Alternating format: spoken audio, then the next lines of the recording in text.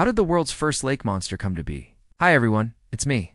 Like many of you, I grew up hearing tales of terrifying creatures that lurked beneath the water, waiting to drag unsuspecting swimmers down to their doom.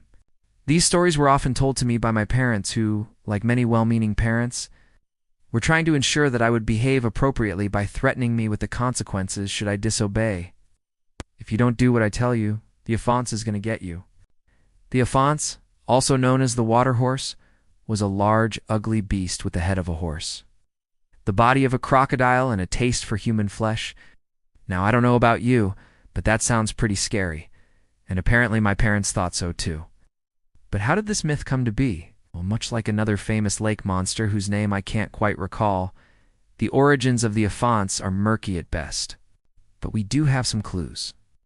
By the 6th century, Welsh bards were already spinning yarns of the Afanc lake monster lurking in Llyn Barfog, or the Beardbog Lake, said to drown unwary travelers. There's even a medieval manuscript, the Book of Taliesin, which describes a battle between the Afanc and a wizard named Gwydion, who eventually slays the beast with a magic spear. The story goes that the Afanc had been terrorizing the local community, and so Gwydion was called upon to defeat it.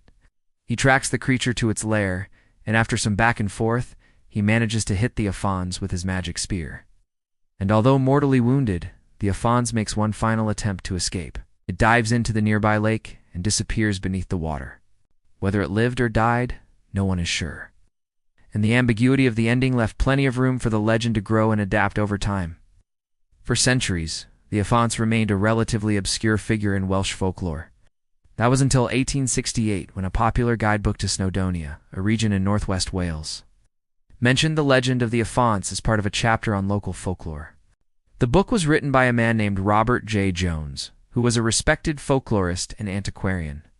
So when he included the story of the Afanc in his book, he lent it an air of credibility that it hadn't had before. Plus, he gave it a bit of a twist.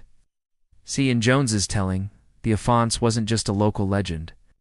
It was a real creature that had been haunting Llyn Barfog since the 6th century.